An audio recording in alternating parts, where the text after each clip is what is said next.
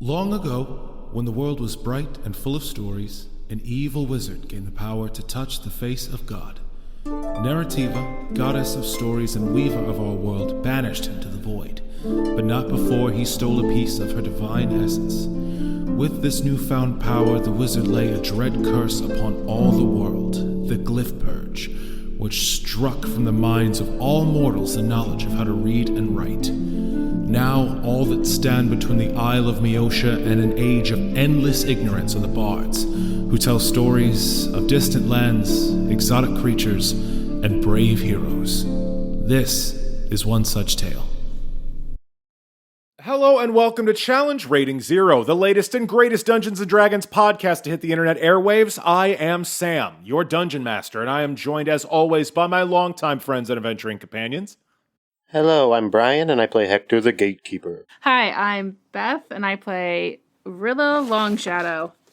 Hey there, I'm Alex, and I play Ruger Firehide. And last but not least, we have the man who calls himself Michael, but who we call Parker. Michael Parker playing the Druid Zurabak. Say hi, Parker. Hi, Parker. Fantastic. We are joined once again for a tale of epic fantasy. We got big moves in the works, folks.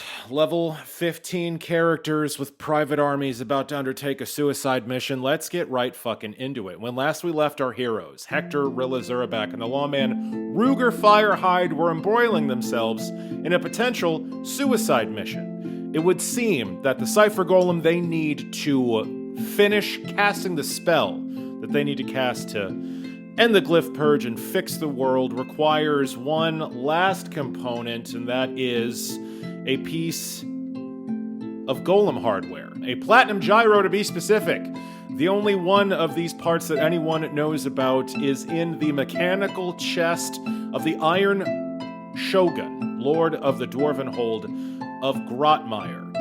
He is a very, very old man kept alive by a golem exoskeleton, and removing this platinum gyro, this key component, would shut down the golem and end his life. Our heroes attended a banquet at the Iron Shogun's Bloodstone Keep in order to discuss the potential surrendering of this component, and after speaking for a while, a rough plan was sketched out.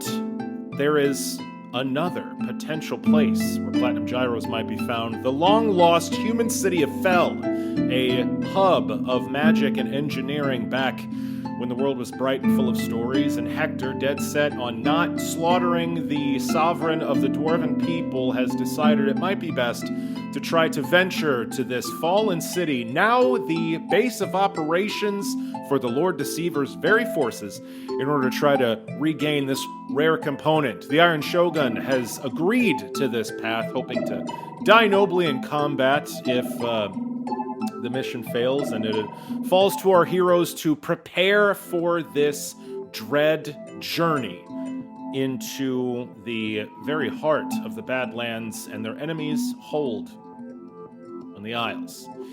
So we join our heroes now. You've just spoken to the conspiracy, who have given you their full support in this incredibly risky and dangerous mission. You have all of the tools that protagonists and nobles of your incredible renown and wealth and power have.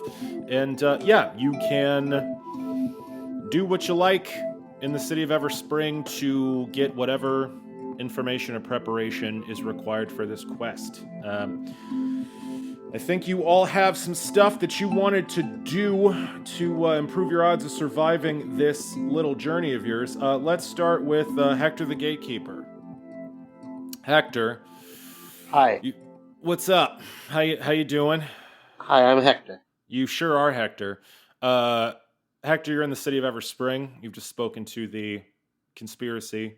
You have their full backing, and you have this terrible journey, this path that you've set yourself and your companions on. What do you want to do to try to prepare for this trek to the city of Fel? I think the first thing is that I want to go to the Hall of Whispers. Excellent. You quickly find yourself within the heart of the College of Everspring in their museum. full of oddities, weapons, armor, artworks, pottery, and pieces of the history of the island, all enchanted with a magic mouth spell that they tell their very own legends as you pass by.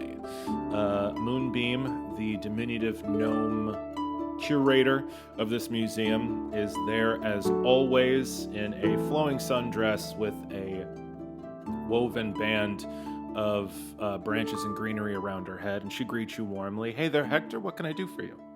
It's always a pleasure to see you. What do we have on Fell? Oh my, Fell? The fallen city? Well, we don't have much.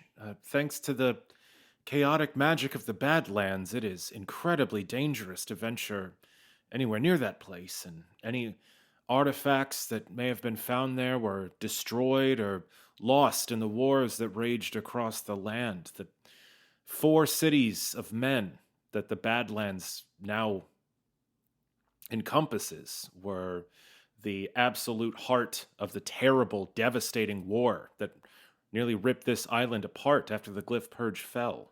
There's not much, but I can try to find something. Is there anything specifically you're looking for? I mean, I guess I was just looking for general information, but anything that discusses like specific locations.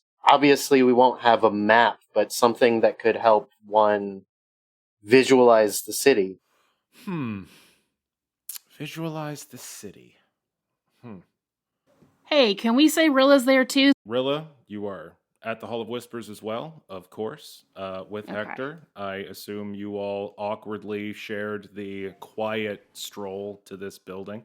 Hector, you asked if there's any visual representations of the city, and Moonbeam racks her brain, taps her fingers against her lips, and looks around.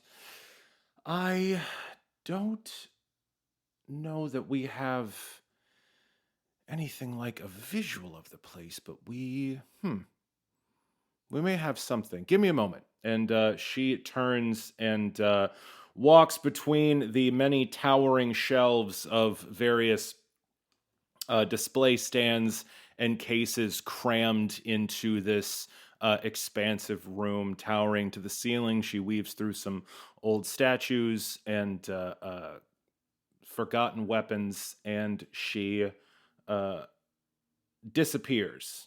When she returns a few moments later, she is holding a long collapsible tube. It is beautifully crafted. It is a spyglass that is made of shining bronze. It's got gilding and beautiful asymmetrical scroll work all over it. The lens is cracked terribly. And she hefts it in her hands and says, "This is the only thing that we've been able to confirm came from the city of Fell. They were expert crafters there. They made all sorts of incredibly fine precision tools, lenses, needles, syringes, all sorts of things. This is all we have from the city. I haven't had a chance to, cast legend lore on this yet. I was almost afraid of what I would find. The fall of that city was quite dramatic from the tales, but I can certainly see if there's any clues to be found." It would be much appreciated. Of course. You haven't advanced in your studies enough to master the art of the legend lore, have you? Not quite. I'm almost there. Well, that will be a very special day, having the gods reveal to you the history and nature of an object through magic is one of the greatest blessings that Narrativa has left us in all this time. Let's see. Reading the rules about legend lore. Give me a second. So Moonbeam wraps her hands around this spyglass, and she utters some arcane verses and her eyes roll in the back of her head, and she is silent for several long moments as her small hands grip this spyglass, which trembles slightly in her grasp. After a few moments, she sucks in a sharp breath. Oh, well, that was rather interesting.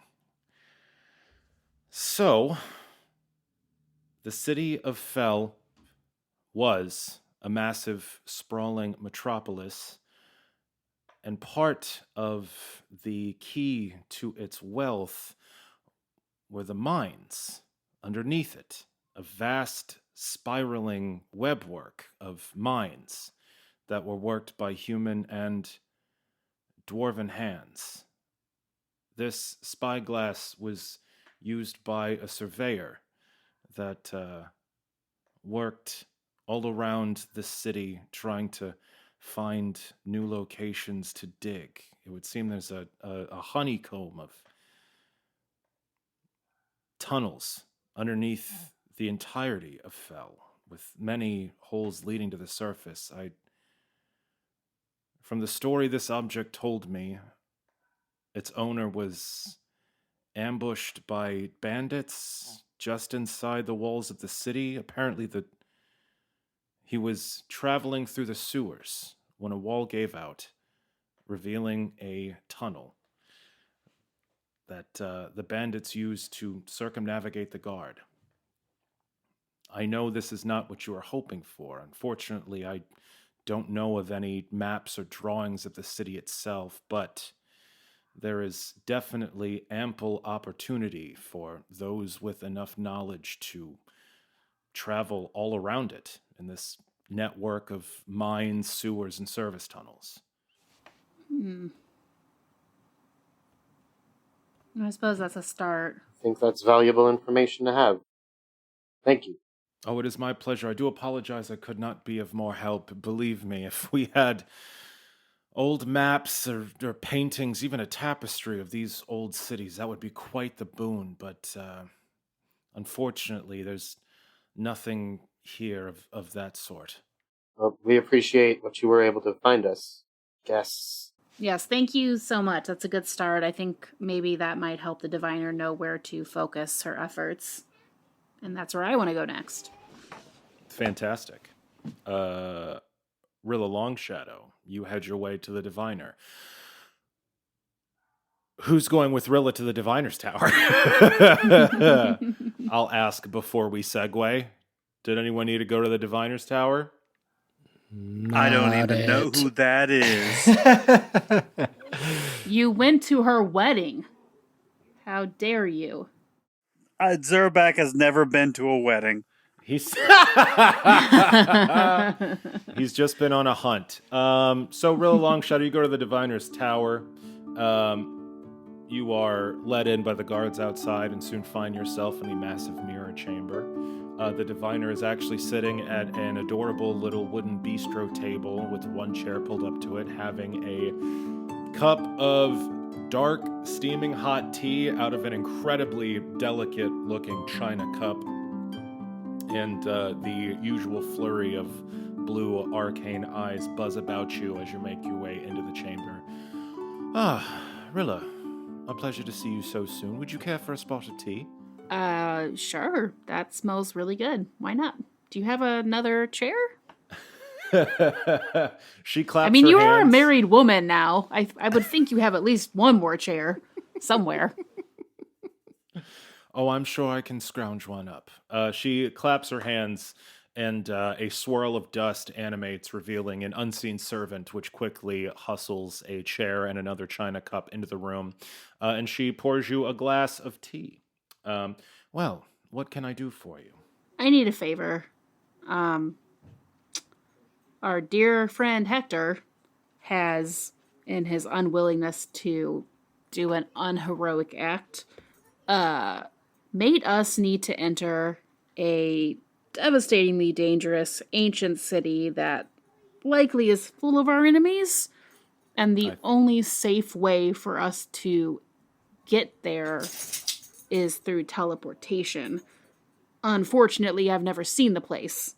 And as I'm sure you're aware, leaping with teleportation without knowing where you're landing is a good way to die. Would you be able to take some of these lovely extra eyes and send them towards Fell?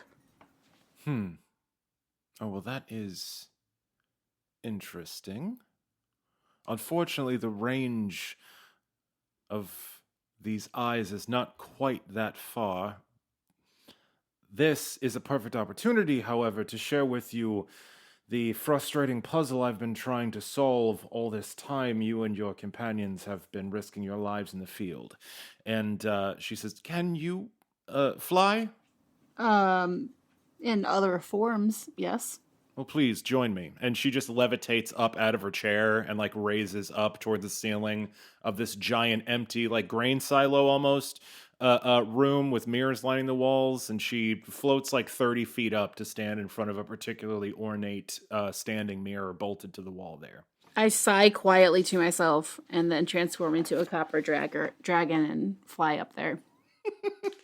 Your form swells as scales cover your skin and claws rip out from your fingertips, and with your new sinuous leathery wings, you flap up to where the diviner is looking. Ooh, that is quite impressive. Fearsome, in fact. Nice work. Your magics are coming along quite nicely. Thank you. Well, if you will gaze upon this mirror here, you'll get a look at the problem I've been having. I've made mention once or twice about my little side project. I've been trying to learn the identity and the precise location of the Lord Deceiver.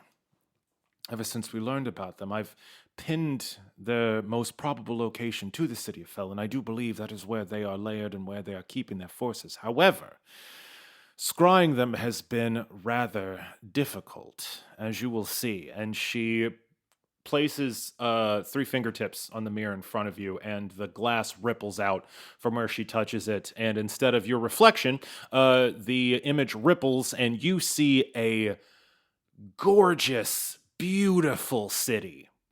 Perfect golden towers gleaming in sunlight, row upon row of beautifully built and carved buildings with gleaming metal roof tiles stretching out as far as you can see. There are children running and playing in the streets. There's bustling activity as humans and finery walk in giant droves back and forth across what looks like a bustling, beautiful city at the height of its glory. And the diviner turns to you, her arcane eyes buzzing around your head, and says, "This is what I see every time I try to scry the city of Fel." Well, that can't be real, right?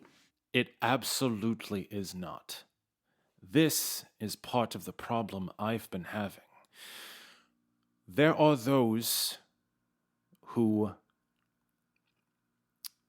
if they are powerful enough in the arcane arts, can completely shield an area from scrying, or, even worse, manipulate the image as you see here, to affect so large an area and to thwart even my impressive divination abilities would mean that a spellcaster of rather concerning power is responsible for thwarting my efforts to scry. This is all I ever see when I try to get information on this city, and it is a beautiful fabrication that keeps me from learning the truth. Have you attempted to scry the mines yet?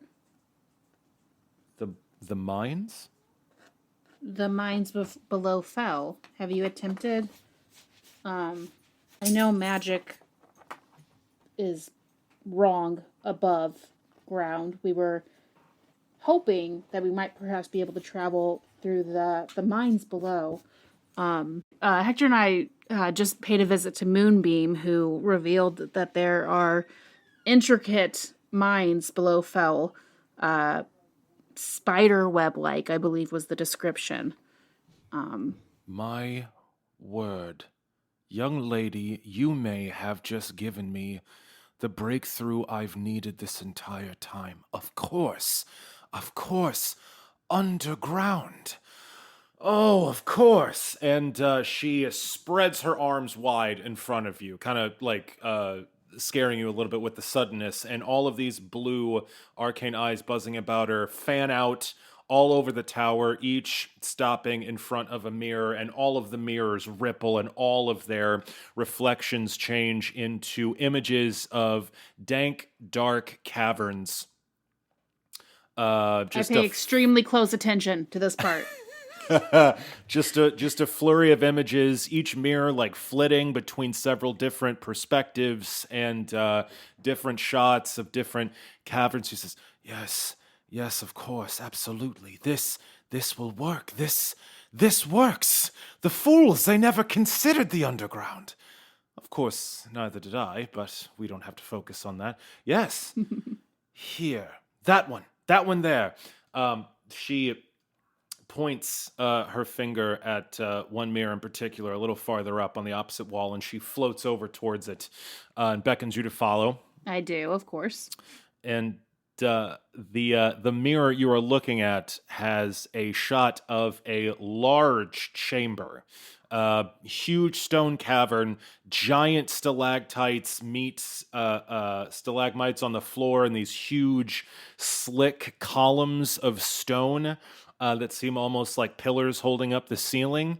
It is a large, dark chamber with several tunnels leading into it, about 5 different tunnels in various directions, and the whole scene is very dimly lit by these strange luminous mushrooms that are growing in the corners and some of the small pools in this cavern. And the diviner says, this would be a good place. It is far below the city, but given how many exits there are from this chamber, no doubt one of them has to reach all the way to the surface. This will get you underneath Fell in a chamber large enough to perhaps set a trap, cover your escape if it comes to it, but at the very least, it should provide a location to teleport that will give you far more convenient access to your goal. Diviner, this is perfect. Thank you so much. My dear, you are a protagonist. This is the very least I could do in exchange for you and your friends risking your lives to save this world. If there is anything else you need, please let me know. We probably should send Moonbeam, like, I don't know, a fruit basket or something. Oh, right? She will be justly rewarded for this find. This is not only a boon to you, my dear. I now have another means through which to spy upon our enemies. I will solve this mystery. I promise you that. Do you think any one spellcaster could do what has been done to Fell, or is it more likely that we might be dealing with an army of mages of some sort? What do you think? From what you've told me of your adventures, dear, the Cult of the Stricken is working with the Knights of the Pyre. Those horrible people have many sorcerers in their employ to assist with their great burning, but I doubt any of them would have the power to shield an entire city. Even the Cult of the Stricken itself, though powerful, would not have access to magic like this on this scale. I fear it is far worse. I fear that, from what Anthony Geist told us, the Lord Deceiver themselves, while holding the strand, has the ability to read. And if that is the case, they are in what was once the nexus of all magical innovation in all of Meosha. There are grimoires, spell books, glyphs and runes all over that city that someone that could read might be able to take advantage of. I fear that the Lord Deceiver has grown in power so greatly that, well, we will have a hard time facing them when the day comes. Ugh, that's a terrifying thought. Imagine all the old magics lost in these 1,000 years since the glyph purge fell, all mastered by one person who wished to use them to destroy the world. Yeah, that's extra grim. Thanks for that, Diviner. Guess it's good to know what we might be facing. I'm gonna get out of here now. Maybe grab a drink. Thanks again. My pleasure. So yeah, Beth, you have the base camp in mind for your sneaky assault on Fell. You have a base camp cavern. The location has been seen by you and locked into your memory. Awesome. That's all I needed. Thank you. Oh, it's my absolute pleasure. We're going to move on to Ruger Firehide, Knight Captain Commander of the Order of the Quill. Knight of Heroes, chosen of Protoss. Ruger, Howdy. you're prepping for a suicide mission. We got people getting intel, people getting surveillance. What are you doing to prepare for this journey? Yeah, none of that. As best as I can tell, I'm as prepared as I'll ever be. And I got an axe and I got a horse. Right. So what are we doing? And well, I mean, to some point, spent the last stretch training these people for combat. Oh, absolutely. So I guess quick couple of points of order before we go. There's a few people that Ruger'd want to see. I don't necessarily care about who we do or don't role play. I'll defer that to you. But he'd like to tell his army that, hey, we're going to go on a mission to escort the Iron Shogun down on an excursion. You walk into the training ground behind the Church of Protoss, where most of your soldiers are hard at work training with dummies and dueling each other.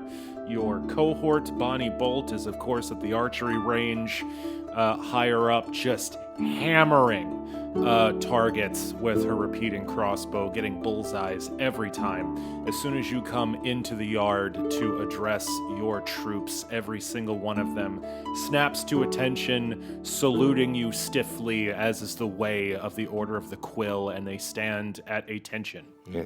At ease, soldiers, at ease. Everyone relaxes to parade rest. Nice. Listen, we've been doing exercises and training and doing everything we can to prepare for the fight with the enemy. And you all have done tremendous work in this endeavor. But the time has come for us to get a little experience under our belts. So, I have a little excursion in mind.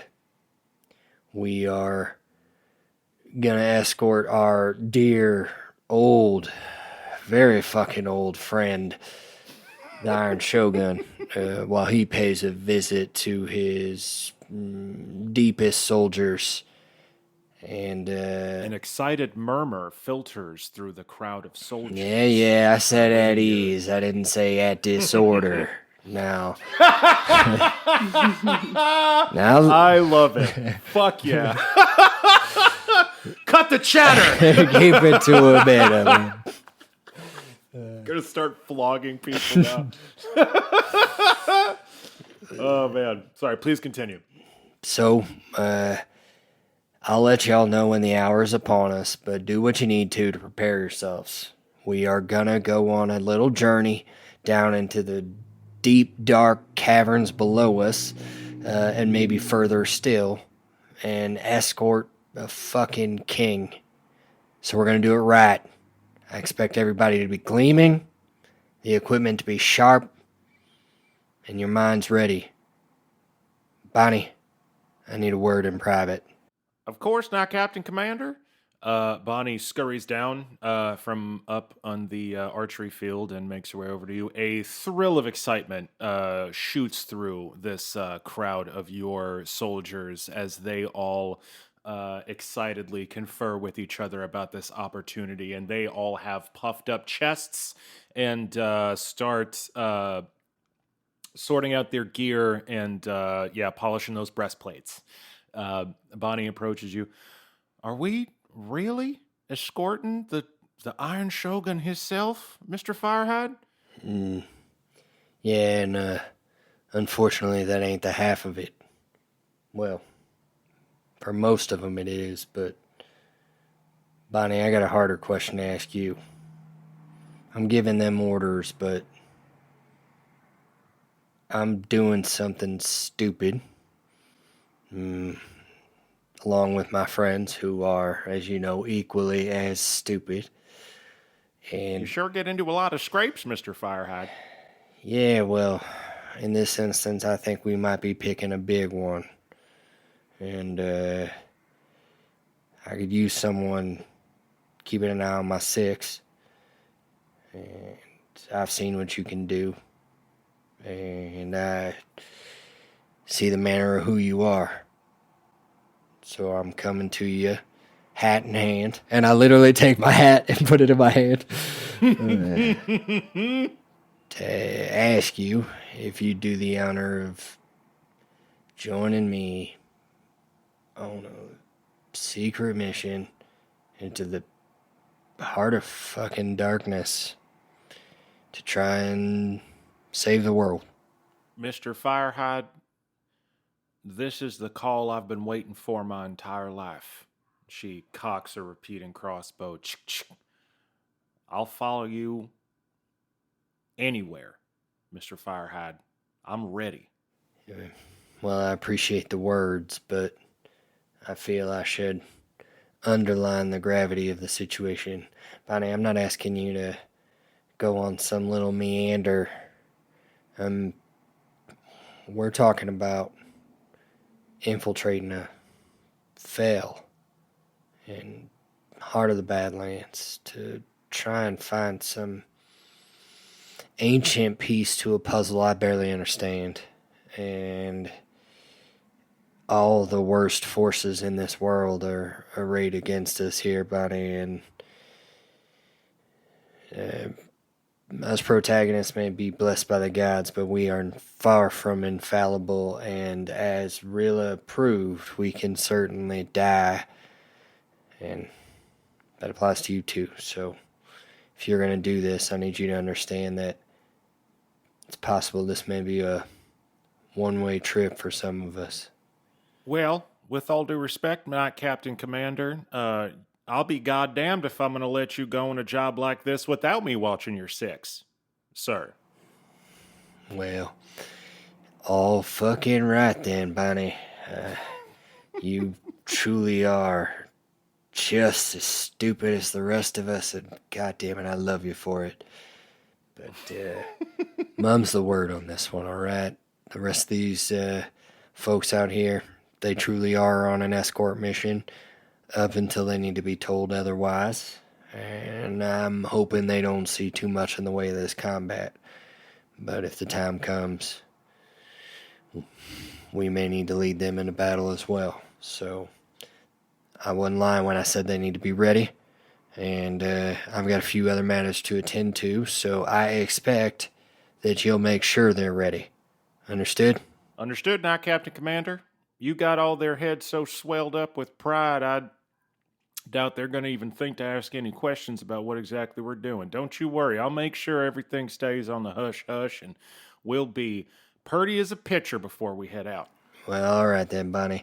I'll let you to it, and I'll let you know when the time comes, all right? She snaps into a stiff salute and says, "As you say, not Captain Commander." I fucking hit her with a hard salute back, and then I march off on to my next adventure. Oh God, I have to start doing that when I play. I go off to an adventure. You figure it out. What do you guys want to do now? I don't know. I have an adventure. Is that? Yeah. Can I do that? Well, I do have I'd also like to hunt down two other people in particular fashion, Kurz and Shira, in their own time. And again, we don't have to roleplay anything. You're not interested in roleplaying. Yeah, you run into Shira and Kurz. Kurz is visiting some Knights of the Quill that work guard duty at the vault that got hurt in some accident, and he's there trying to cheer up his men as Shira changes some bandages at the medical institute. Well, So yeah, you roll up on them. You hear Kurz's loud voice all the way down the hallway.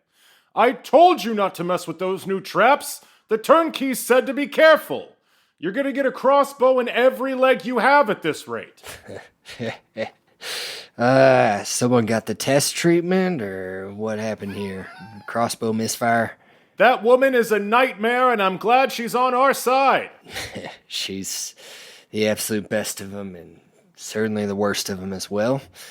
But brings me some fortune to see you here, Kurz. I need a minute with Shira, but afterwards, might I convince you into having a drink or three with me?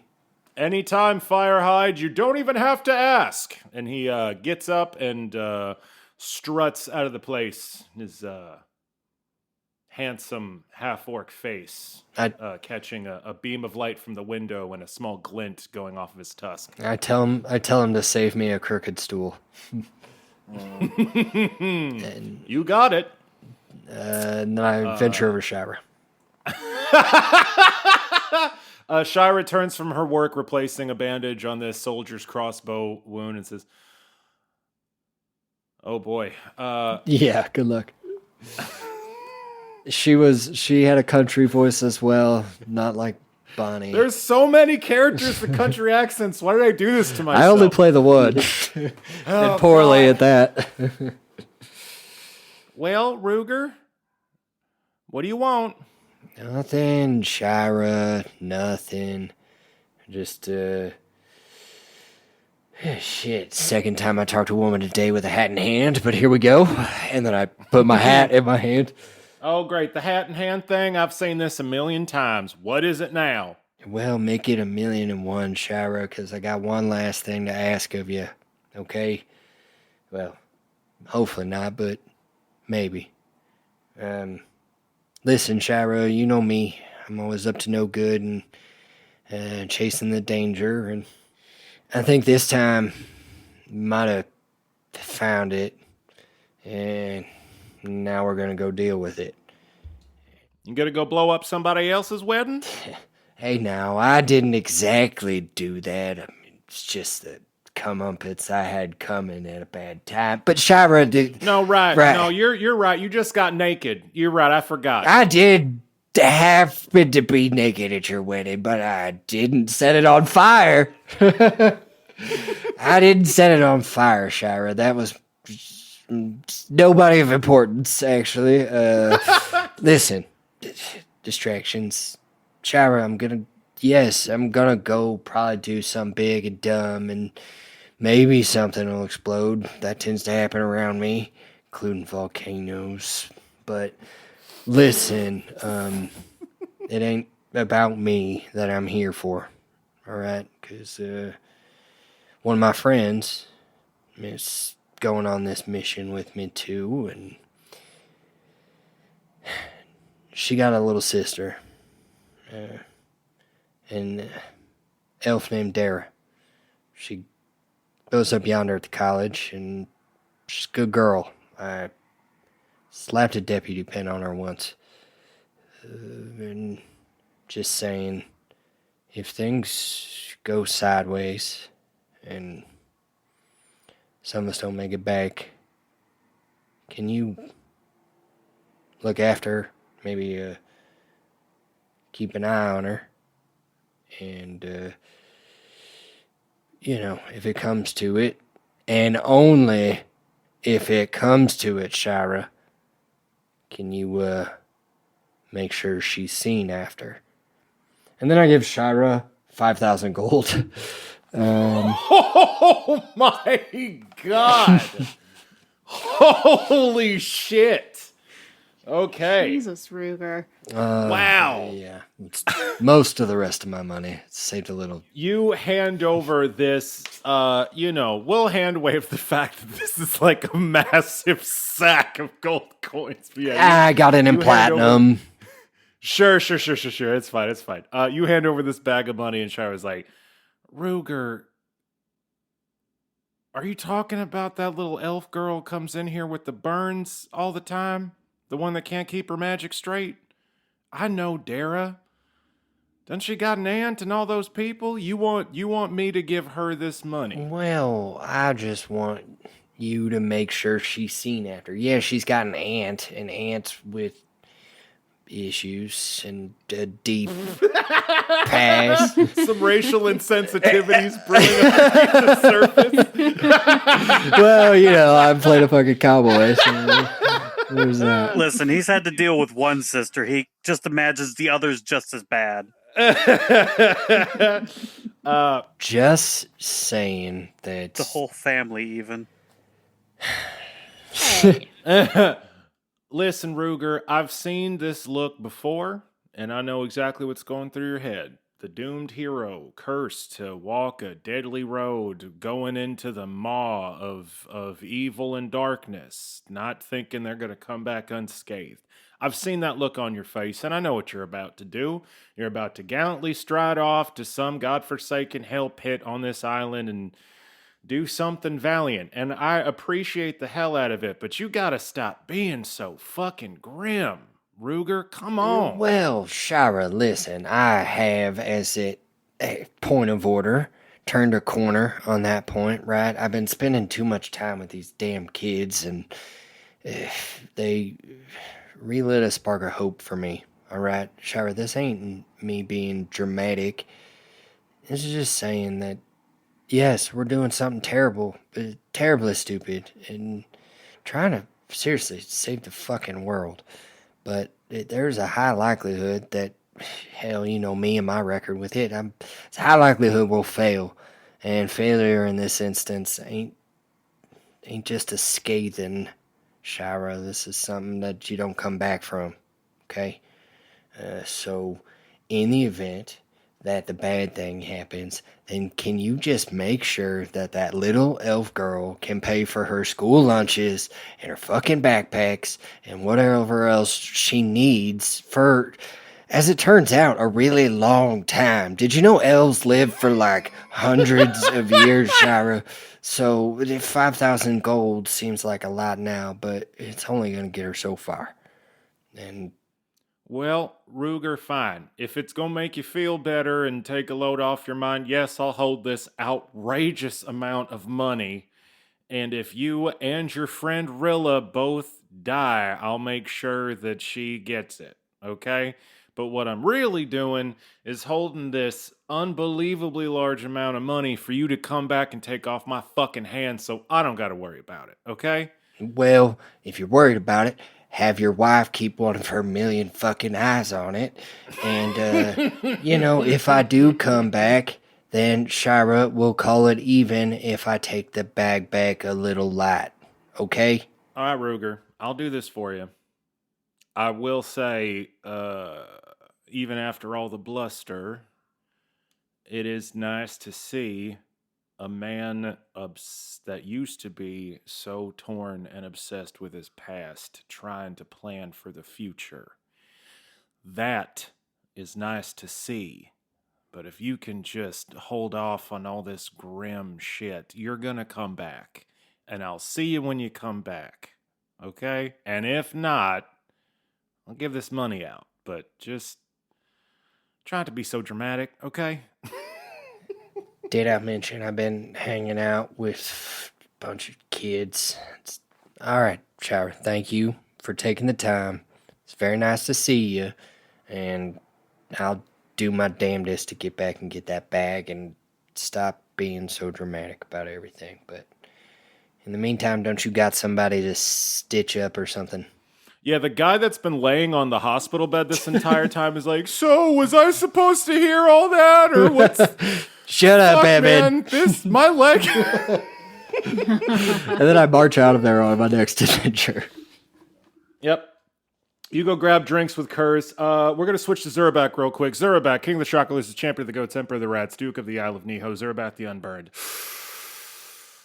You're stalking through the streets of Everspring. Where are you? What are you doing? Are you drinking? Where are you at? He probably got tired of pushing over lamppost. Yeah. Well, it's as you're getting tired of pushing over lampposts because you've just pushed over your last one. They'll be back up in a week. They're back up as soon as you push. As soon as you're out of sight, they just fix them. They have magic here. But you knock over another light pole and sigh because the fun's starting to wear off. No one screams anymore. Yeah, I mean at a certain the fire point, only it just happens once. Yeah, it's just passe. Like you knock over a cart, some guys come out and put it back together, and it's fine. As you're pushing over this last light pole, this stricken Anthony Geist appears seemingly from a clump of shadows behind you. This Zurabak, how are you, my friend? Bored. Well, that's rather fortuitous.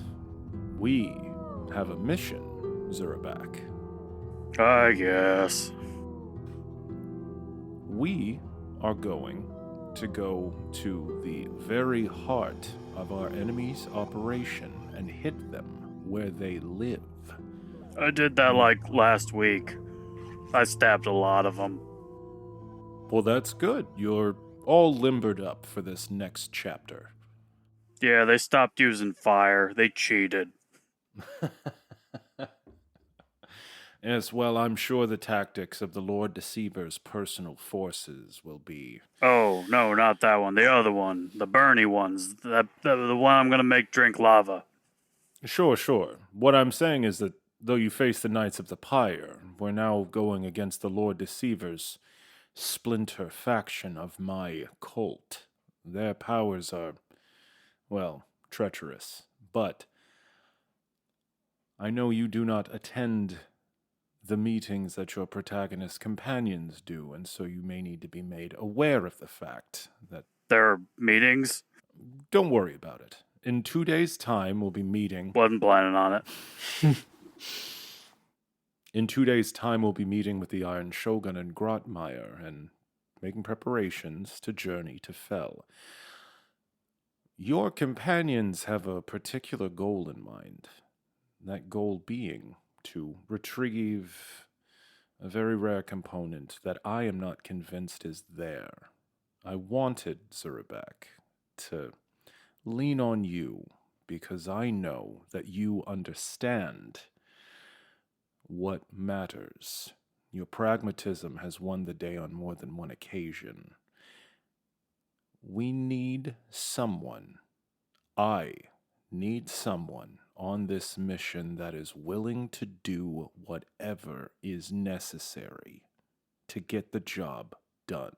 But you said it's not there. So why are we going there? Well, your companion Hector thinks that perhaps we can find what we need there. The alternative is to take what we need from the chest of the Iron Shogun. If I give you the word, would you be willing to take what we need from the Dwarven Monarch? I mean, is he gonna put up a fight? Oh, most assuredly. That's why we'll have to wait for the right moment. Sure. Excellent. Let's not share this with your companions. Their petty morality blinds them to the... Oh, don't worry, we'll share this like they shared the meetings. Quite. Were there hors d'oeuvres at said meetings? Well, I appreciate your pragmatism, Zurabak, as always. You didn't answer the question. I need to know how slighted I am. Polly says I need to be slighted at more things. I don't believe there's any crudité at these gatherings, but perhaps they serve them before I attend. I suppose. Well, in any event, I'll make sure you know when we are leaving. Alright, I guess I'll go. And he just sort of wanders off. Excellent. Excellent. All right. Now, Sam, I don't want to linger too far away from Southern accents, though. Yeah, come back. Bring it back now. I did want to go see Tess. Yeah. I was just gonna say, that's fine. Hector the Gatekeeper, you want to go check in with Tess, the crotchety old human woman that is a member of the Turnkeys, former resident of Pickers Run. You find her in her workshop.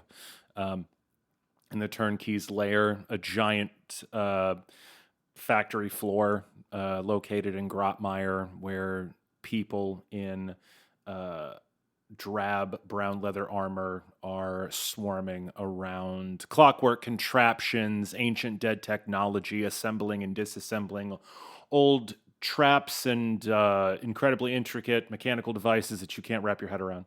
You find Tess hard at work once again over a wickedly overly designed crossbow trap, which seems to be her muse at the moment.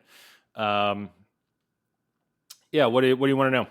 Well, I guess my main thing I'd like to ask you. So, I know what a platinum gyro looks like, but I may soon end up in a situation where we don't have time for delicacies. What's the fastest way I can pull a platinum gyro out of a thing while keeping the integrity of the gyro itself intact? Well, did Tess have a country accent? Didn't she? I thought she was just crotchety and old. We've gone No, too far. that's right. We've gone pretty far. I was thinking because she was, but no, I don't think she did. I was associating her with Ruger. Yeah. So in my head, Yeah, for a for second, sure. I was thinking, she's one of the only humans that doesn't have a country accent. She says, "Well, that's a tall order, Gatekeeper, but That just sounds like Aunt Arafin. it does. No, Aunt Arafin has more of a kind of an Audrey Hepburn kind of thing. Yeah, that's. Or is that is that Audrey or Catherine? Oh, God, you're I beyond have me. no idea. The elder Hepburn. Anyway, let's all calm down on the voices, okay? Because now I'm getting like a thing about it, and I'm getting uncomfortable. Yeah. So, when you do voices in the next one, Brian, just make a little note next to their name, what voice they got, and we should be good.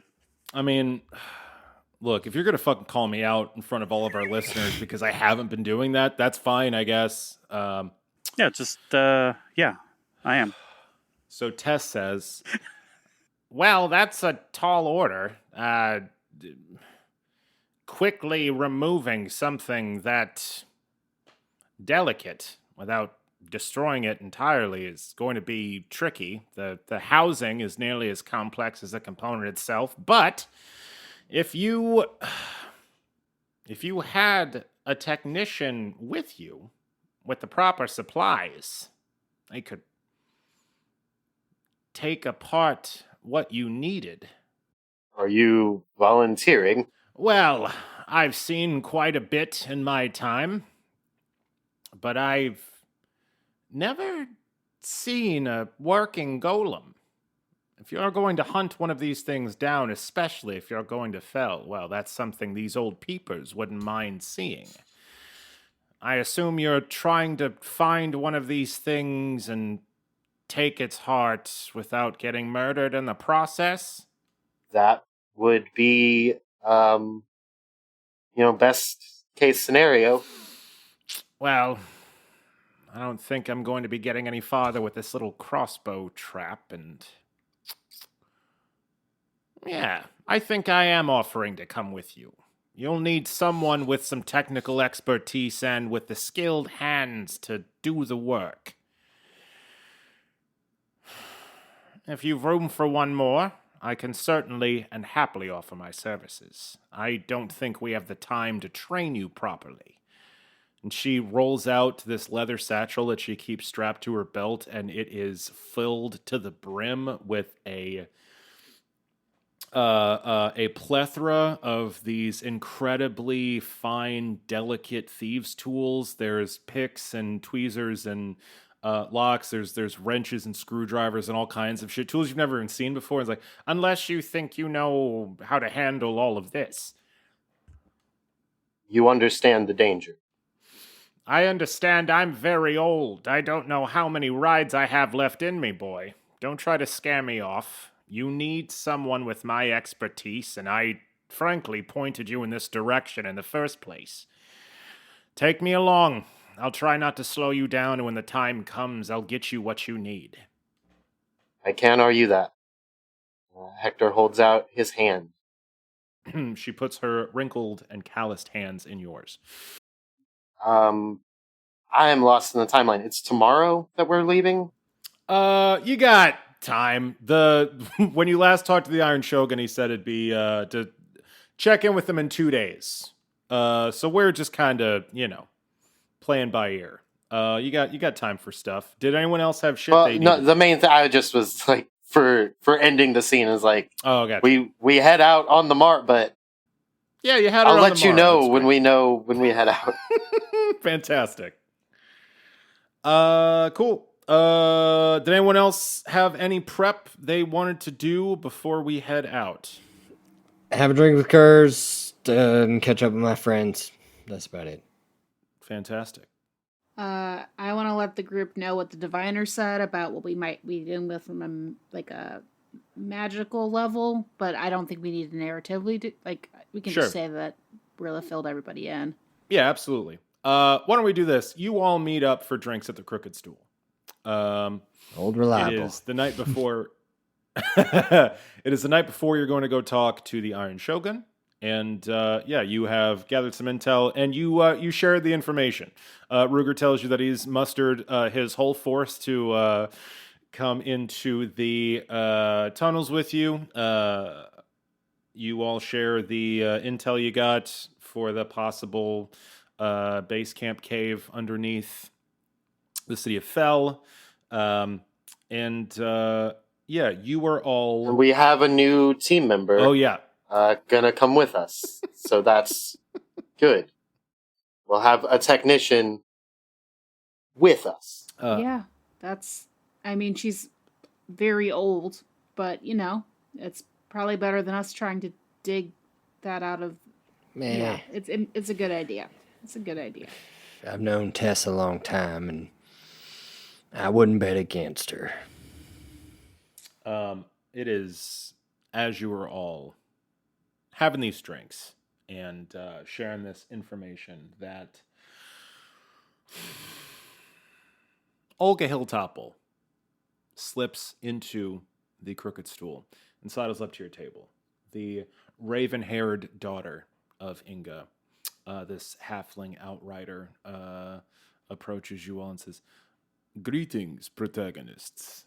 It has been some time since we've had the chance to talk. I wanted to bring something to your attention. I don't know if you've heard the rumors, but, Helga and I still do some work in the dungeons in Grotmire, and there's been an interesting bit of scuttlebutt. Apparently, there has been a centaur that has been visiting the prison. We don't know exactly who he has been visiting, but Hector made us aware of some friends you've all been made very close with and took steps to make sure that we keep an eye on things. And I thought you might want to know that Colt, the runner with the metal leg, has been visiting the dungeons. It's certainly new behavior and outside his regular patterns. I thought maybe you'd all like to know. I look at Hector. Yeah, I do too. Do you know who he's seeing? We don't. He's been paying off the guards to keep it secret. Quite a bit of money too. These are dwarven prison guards. They are not dishonorable men. It must be quite a bit of money and maybe a little blackmail as well. We can't get anything from them, and they make sure that the place is cleared out when he comes. But a while back, we did capture 2 spies who were working for the Lord Deceiver. They're still in their cell. So that is a point of concern for sure. Curious. Well, sounds like something we should probably look into before we hit the old dusty trail. Wouldn't you agree, protagonists? Yeah, I guess. Anybody seen Zerbeck? He's sometimes helpful with getting information. Yeah, when you want to feed motherfuckers to his snake. One time, and that guy did it himself, so... Yeah, I mean, Zerbeck's at the bar, sure, why not? Zerbeck likes to drink and eat all the food and everything. He's got his own cask. He's just drinking from the tap. Well, oh, yeah, there he is. Well, what do you guys say? Drag him along? Go hunt down whatever the hell is going on with Colt in the prisons. Yeah. I think it should be looked into. Perfect. Then you go tell Zerbeck he's got to come. Olga nods at you, Hector, and puts a finger to the side of her nose and then slips away into the bar crowd and then makes her way out the door of the Crooked Stool. Your little counter conspiracy is coming up with intel. Congratulations. So yeah, are you all going to go look for the runner, Colt, a member of the conspiracy? The very runner who you sent to the Springville Forest and who lost a leg to the elves when they tortured him? I don't know if we should go talk to Colt first, or if we should figure out what the hell's going on before we talk to Colt. Yep. What do y'all want to do? I think we turned Colt evil by getting his leg butchered off, and he was not evil beforehand. I didn't have anything to do with that. I was nothing but nice to Colt. I cut him. Me too. I just asked him to deliver a package, which is his job. I wasn't mean to him either. I didn't know they were going to do that to him. Yeah, that's right. You've never told me stories about the terrible shit your people do to people. Oh, fuck Damn, off, Ruger. shots fired. Damn. Holy shit. Yeah, the elves would never torture somebody. Fuck. Shit. And also pretty racist. What are the elves about? I don't know. They're xenophobic torturers. So what else do you want to know about the elves? I mean, I literally said the words Jesus your Christ. people, so, you know. Pretty on the nose with the old cowboy shtick tonight. All right, so my proposition is, instead of confronting the potentially evil horse person, maybe we instead go and head to the prison and talk to those guards who are tight-lipped and see if they can tell us who he's been talking to. And I don't know. I figure it's better to confront the guy with information in hand than to confront him and just say, "Hey, we know you've been going to the prison. What are you about?" I mean, maybe if we wagged our finger very hard, he would tell us. But no, I think you're right. I think let's look into it and then confront. All right then. Well, sounds like a good old-fashioned interrogation is in order. Zerbeck, get Snack. We got a mission. He's busy. Shit. All right. I guess you'll have to do instead, buddy. Come on. We're gonna go ask some guys some hard questions. Oh. I guess I'll go get Snake. Nice. All He's right. not that busy.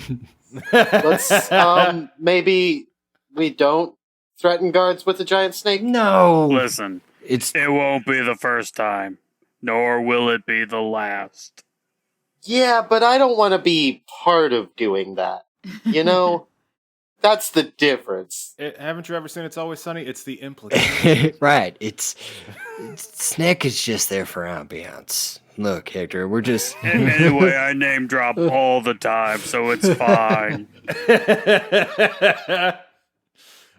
So the adventuring party goes down to the dungeons of Grotmire. You travel through the singing city of Everspring, now more than ever fitted out for war, and head to the giant stone platform leading down into Grotmire. You journey to the prison with its stern prison guards in black lacquered armor who are checking everyone as they go in and out. And as you approach, you are greeted by one of them. Hail, protagonists. How can we help you this evening? well, here on God's orders, as it turns out.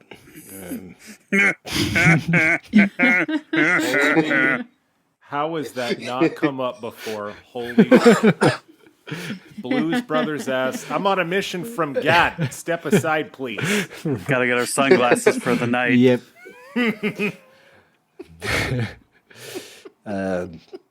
Listen, guy. You know who we are, and you know what we're about, and you know who we take our orders from. And from our understanding, you've been facilitating some visits to this here prison, and perhaps practicing some discretion as to who's seeing who. And I'm here to tell you that God wants us to demystify this situation. So you can, Jesus Christ.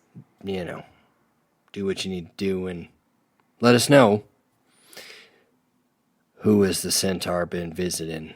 Ruger, I'm going to have you roll me. This feels like an intimidate. Yeah, it's a bravado check for sure. Yeah, why don't you go ahead It's a and roll me very an intimidate check. paladin move, though. God's mad. Dude, at God is bad though. What's going God on? was having a drink at the stool with his friends, having a good.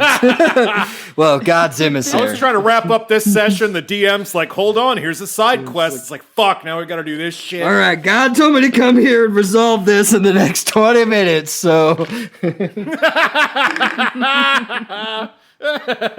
Or it's free. all right. So I rolled a 15 on the dice. What modifier am I adding? Did you say intimidate? Intimidate is charisma. Okay. Yeah. Wow.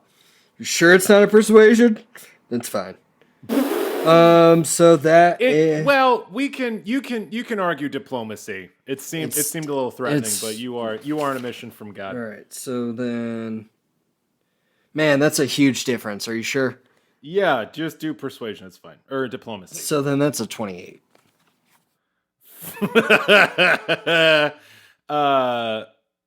You you speak your words with authority, and this stern dwarf visibly withers underneath your little speech and your gaze. He looks at all four of you and the giant snake and the very large cat. He says, "Well, I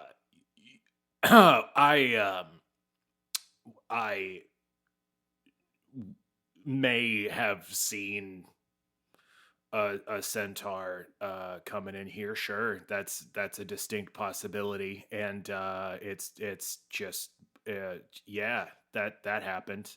He's been talking to the spies that we caught. He comes by, every couple days. Make sure we don't. I'm going gangster. He comes by every couple days and make sure we don't tell anybody. I mean, it's the head of the runners. I mean, I just assumed he was getting information. It didn't seem like anything that you all would need to check into. So, information from who? The spies. I don't know. Okay. He said he'd use his pull to get us all jammed up and stall our promotions. He flashed some gold around. We didn't think to ask too many questions. I mean, he's the head of the runners. I don't know. You could go talk to the spies if you want. Yeah. All right. Gonna do that. Mind your post and mind your fucking integrity. Bribes are bribes, man. And then I march past him. He looks a little pissed, but he's like, that's completely fair. Fuck, Unless they're shit. bribes of food. Never turn down a free meal. And Zerbeck continues on. He says, four coming back. Well, actually, 6 coming back. You all make your way through several layers of security, many iron gates set into the hard stone of Grotmire, and you make your way down into the prison cells. The prison here is kept completely pitch black. The dwarves don't need light to see, which is a little disconcerting for some of the other creatures that are kept here.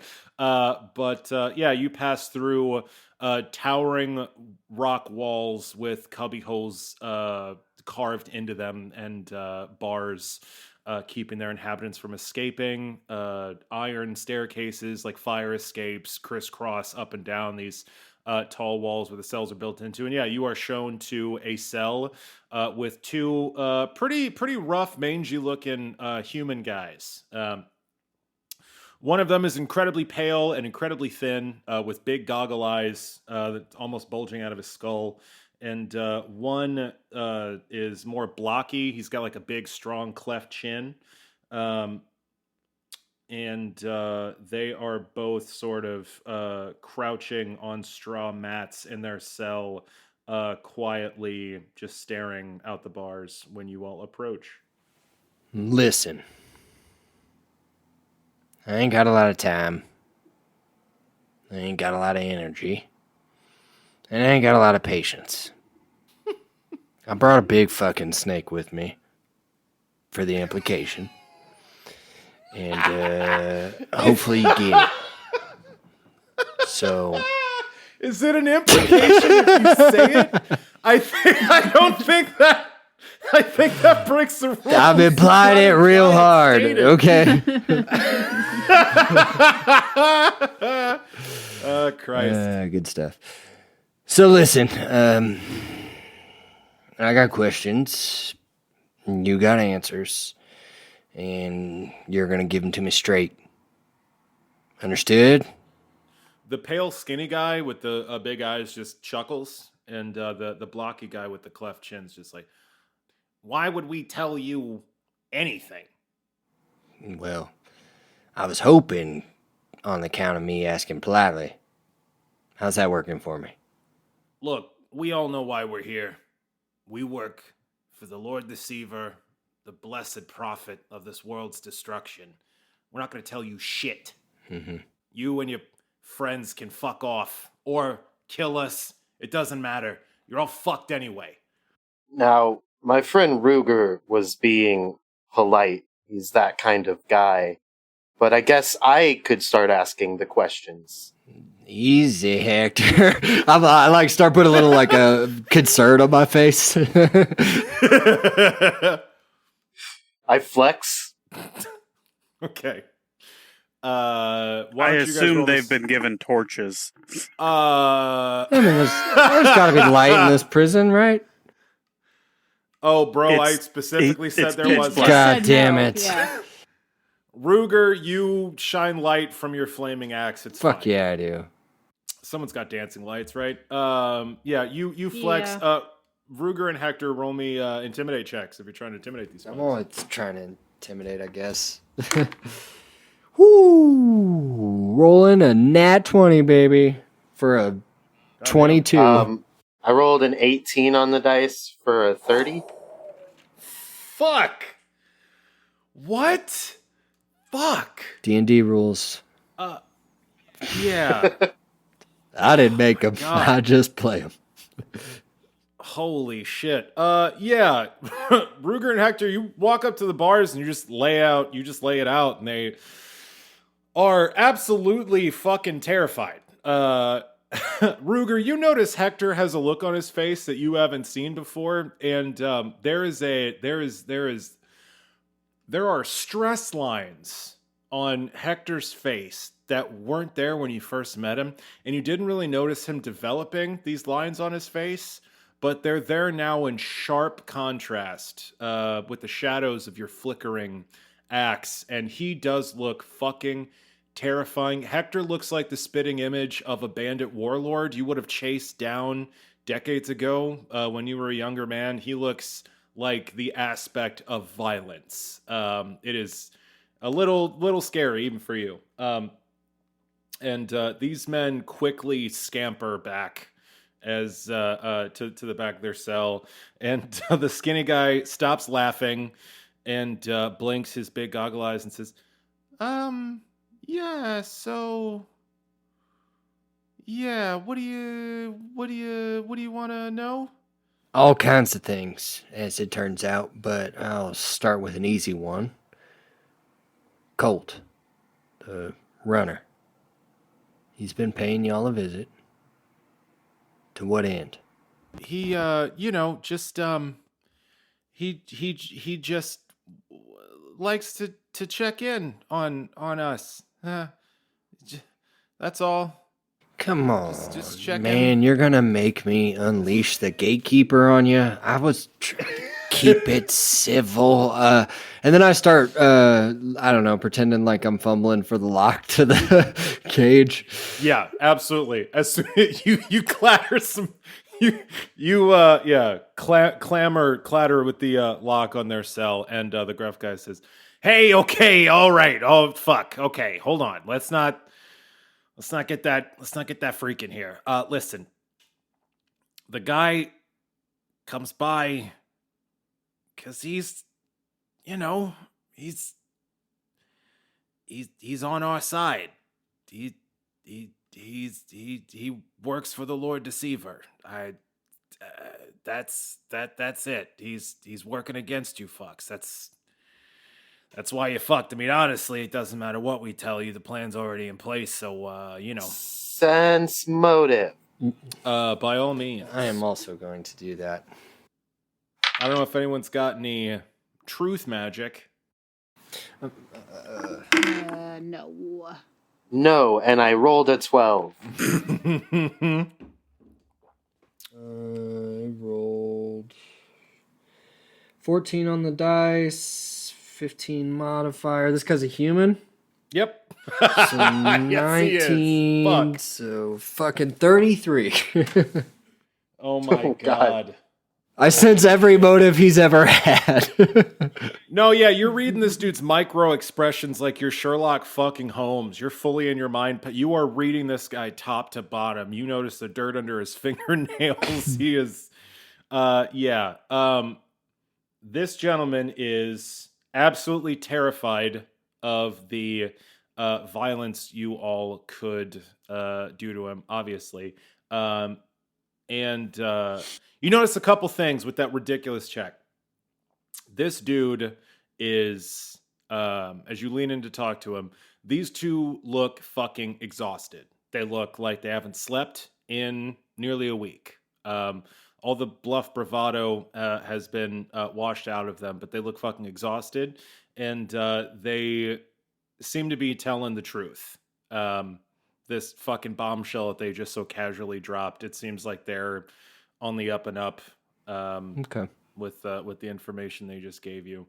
The guy says, Look, the Lord Deceiver talks to followers in their dreams. We have nightmares. We get messages. We give him to the runner. He's following orders. It's already done.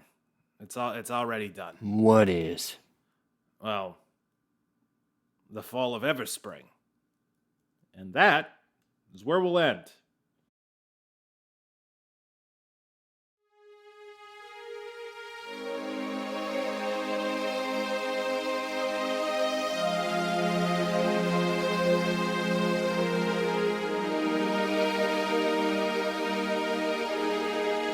Hello, and welcome to Happily Ever After, the podcast after the podcast, where we take a deep dive into the romantic inclinations and aspirations of three very lucky bachelor and bachelorettes.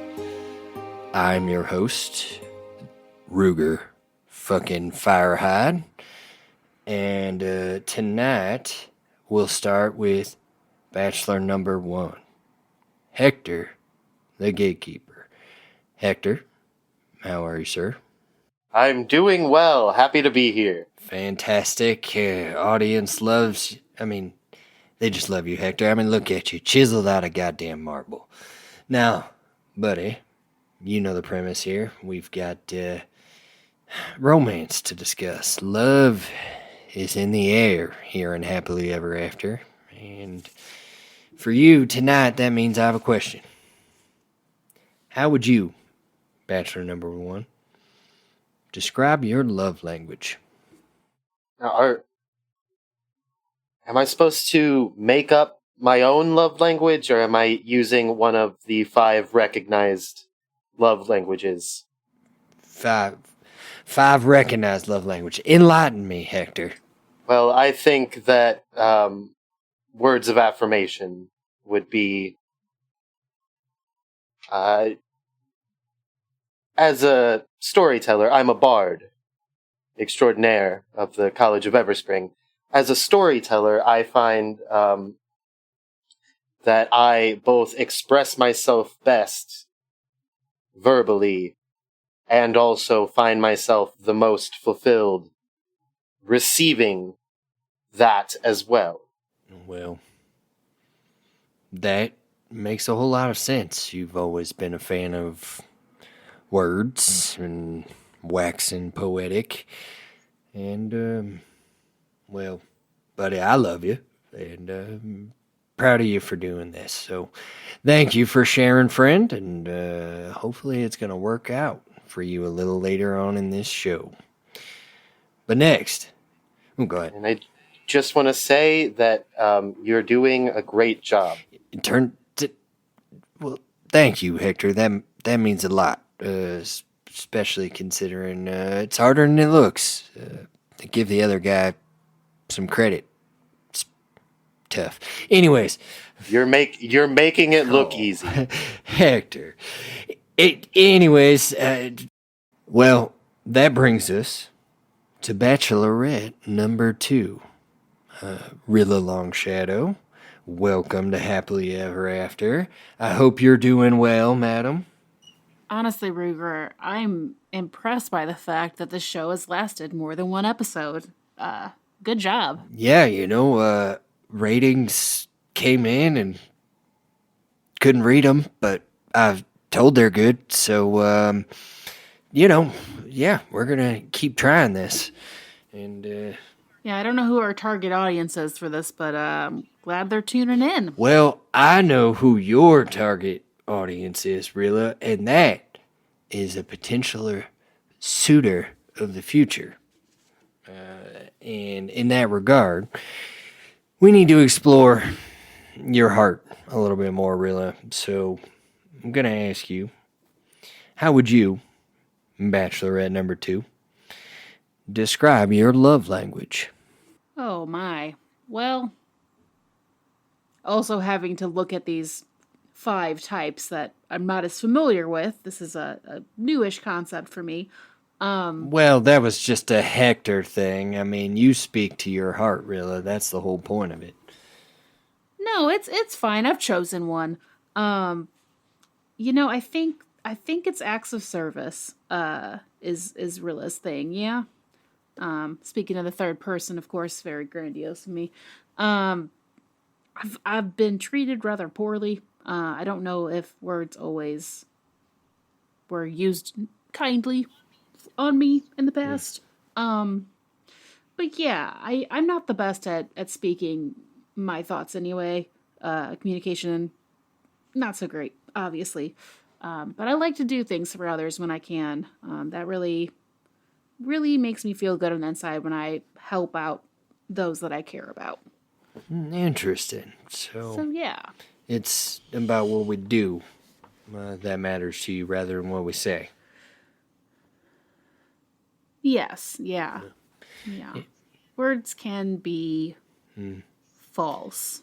It's true. Actions are easier to judge a person by. Absolutely. And in my time, you've certainly done all kinds of acts of service, including just a whole retinue of pranks that I surely assume were nothing but love.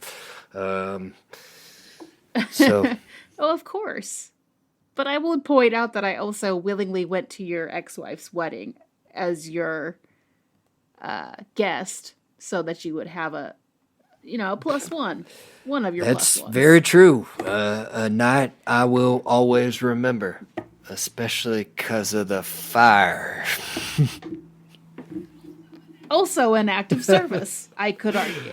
Well, that's it for Bachelorette number 2, as it turns out. So, Bachelor number 3, if you'll come on down. Yes, that's right. That's you, Zerbeck. How are you, buddy? I'm here, I guess. Yep, that's true. That is a factual statement. You are here, sitting in the love booth on Happily Ever After. That's an awful name. Yeah, I didn't come up with it myself. Vote by committee. Goes bad every time. Anyways, buddy, got a question for you. Matter of the heart, the one in your chest from Winch. Eat while it's still beating. Right, beating to the drum of romance, Zerback. Right. Okay. So with that in mind, how would you, Zerback, titles, describe? Say them. Buddy, I never cared enough to remember them. So, Sharon, will you write down the titles for next time? Thanks, Sharon. This show has gone inexorably downhill. Yeah, well, it's only episode 2, so, but a lot more downhill to go, buddy. But listen. I will see you at the bottom. That you will. When you no longer have pants. Well, that is very disconcerting. Zerback, Bachelor number 3, how would you describe your love language? What? Love language. Like, if you were trying to express to somebody that you cared about them, how would you choose to express it? Or, for that matter, how would you prefer someone to show you that they care for you? Love language. I do accept gifts of fealty. Okay. Yeah, there's layers to that answer. Okay, so you like it when people give you things. That's nice, but what about the other way around, Zerbeck? I don't kill them immediately. That is appreciated, and keep that up, buddy. But anything else, that's just what you do to the people. How do you show people like, Hector or Rilla that you care about them? I stand around while they talk about their petty squabbles. Yeah, communication, very important in a relationship, and listening. That's also very, very important. It sounds like you've just got all the makings of being a truly lovely romantic partner. With who, though? We'll have to find out next time on Happily Ever After. Until then, keep those dice turning. This show's awful. Hey there, dear listener. Sam the DM here, checking in with the credits at the end of the show. Challenge Rating 0 was edited by the incomparable Audius Prime, aka Matt Sims. You can find more of his work at audiusprime.com. Music for Challenge Rating 0, including our amazing theme song, is provided by the harp wolf Danielle Williams. You can find more of her work at danielletaylorharp.bandcamp.com, including her album Why Are We Surprised When Seasons Change. Additional music for Challenge Rating 0 is provided by Justin Ra. You can find more of his work at justinra.com, including his album Age of the Spirit. If you want to find us on social media, we are on Facebook and Instagram at Challenge Rating 0. We're at Twitter at Challenge_0. And if you'd like to email us here at the show and send any questions for As the Dice Turn segment, you can send any emails to challengeratingzero@gmail.com. Any questions we receive will be read on air. If you'd like to support the show, we are on Patreon, patreon.com/CR_ZERO. We've got some bonus content on there for you folks if you are interested. And if you can't support us fungibly, we ask only that maybe you take some time to give us a review, recommend us to a friend, all that good stuff. Thank you so much for listening. We're still trying to make the best show we can for you folks, and we're going to keep on keeping on. I hope you all take care of yourselves and each other out there. We'll see you next time.